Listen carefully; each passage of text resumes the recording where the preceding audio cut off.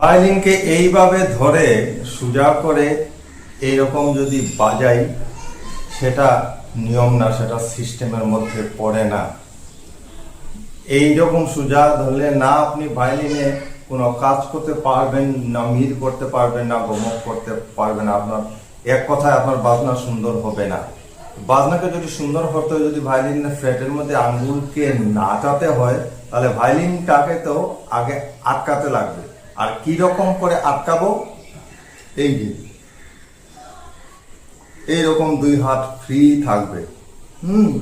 ভায়োলিনকে এই ধরে আর আমার হাতটা এই থাকবে। এই যে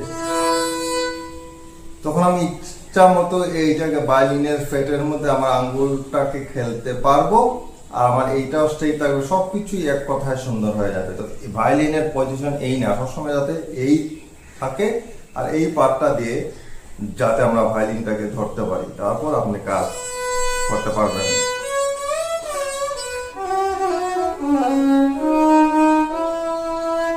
এইরকম ছোট ছোট দরকারি টিপস পাওয়ার জন্য আমার চ্যানেল সাবস্ক্রাইব করে আমার সাথে থাকুন। ধন্যবাদ।